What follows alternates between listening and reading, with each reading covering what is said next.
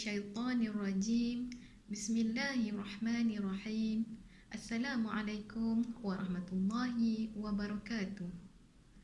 Ibu-ibu, adik kakak dan sahabat-sahabat yang dirahmati Allah sekalian. Apa kabar ya semua? Sedar tak sedar, pejam celik, kita dah pun sampai ke penghujung Ramadan.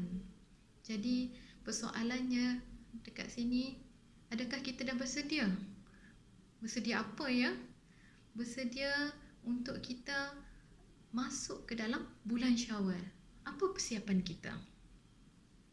Jadi bila kita sebut tentang persiapan nak menyambut Syawal ni, kita ni sebagai wanita, sebagai ibu, sebagai anak, sebagai isteri, dah tentu terlalu banyak sekali dalam checklist kita tu, senarai semak kita tu nak buat macam-macam.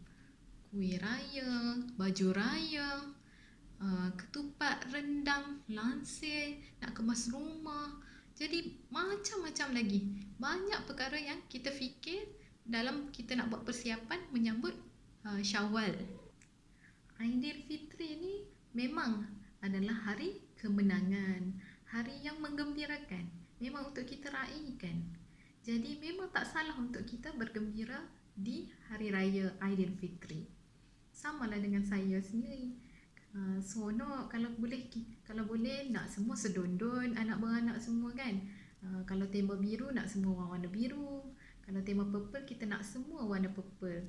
Jadi adakah salah persiapan kita ni? Tak salah. Asalkan kita berpada-pada, tak berlebih-lebihan dan jangan sampai membazir. Cuma dalam kita membuat persiapan menyambut hari raya, menyambut Syawal, jangan sampai kita mengabaikan Ramadan yang masih lagi berbaki ini. Selalunya kita tengok masyarakat kita banyak yang mengambil terlalu banyak masa untuk membuat persiapan di minggu-minggu terakhir di bulan Ramadan.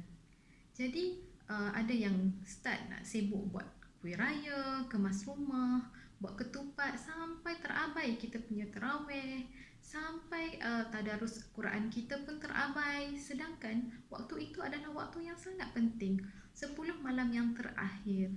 Dan waktu itu sepatutnya waktu yang kita lipat gandakan lagi amalan kita.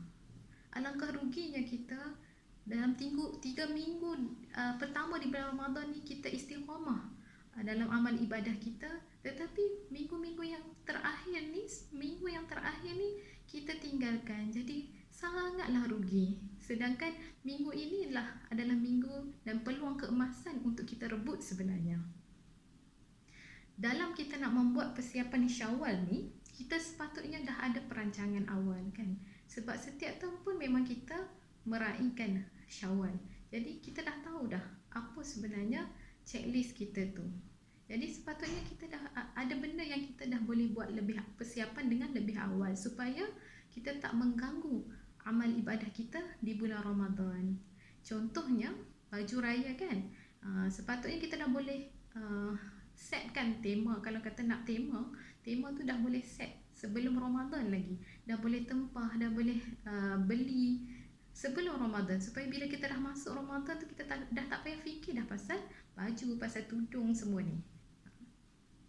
Dan kalau tentang nak kemas rumah, sepatutnya kita dah spring clean sewaktu kita nak menyambut Ramadan kan. Kita dah buat persiapan awal lagi, kita dah kemas rumah kita cantik-cantik semasa kita nak menyambut Ramadan. Jadi untuk persiapan Syawal ni dah kurang tenaga kita, usaha yang diperlukan untuk kita kemas rumah. Memanglah perlu kemas, tapi maksudnya tak perlu terlalu banyak masa dihabiskan untuk mengemas rumah tu. Jadi ketupat, rendang, kuih raya kita boleh susun agar kita buat pada masa-masa yang tidak mengganggu waktu ibadah kita. InsyaAllah dengan perancangan yang rapi, Allah akan mempermudahkan segala urusan kita. Selain menyentuh tentang persiapan Syawal dalam aspek fizikal ni, suka untuk saya mengajak puan-puan, adik kakak untuk kita lihat balik bagaimana persiapan jiwa kita untuk kita meninggalkan Ramadan dan kita melangkah ke bulan Syawal bagi meraihkan Hari Raya Aidilfitri. Aidilfitri ini adalah perayaan yang besar yang dianugerahkan oleh Allah buat umat Islam, buat umat Nabi Muhammad sallallahu alaihi wasallam selepas kita mengharungi madrasah atau sekolah di bulan Ramadan selama sebulan.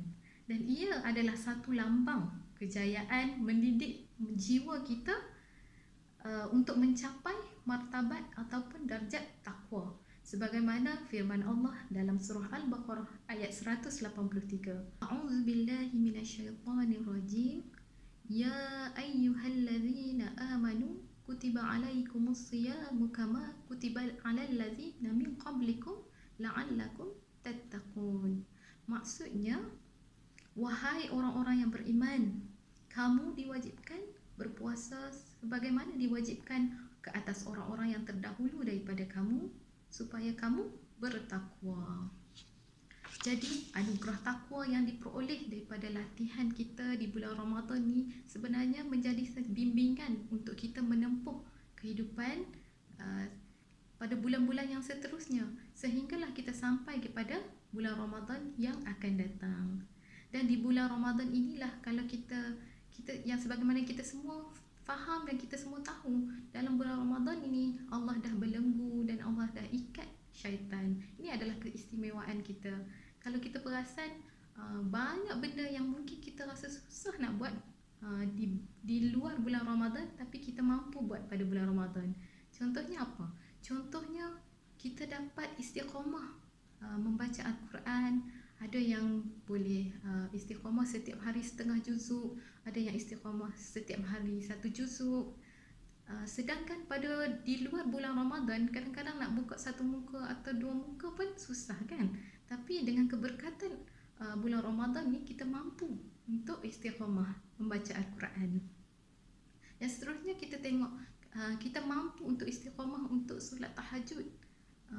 Sedangkan di luar bulan Ramadan, kadang-kadang kita memang dah set alam tu memang nak bangun awal, tapi last bangun dah subuh.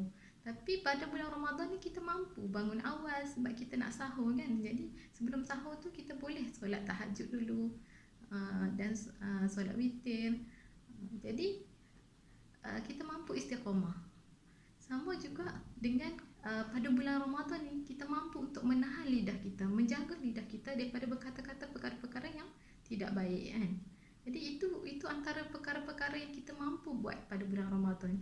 Jadi sepatutnya persiapan kita ialah untuk mengekalkan momentum ni agar kita terus istiqamah dalam beribadah walaupun kita dah melangkah keluar daripada bulan Ramadan dan melangkah masuk ke dalam bulan Syawal.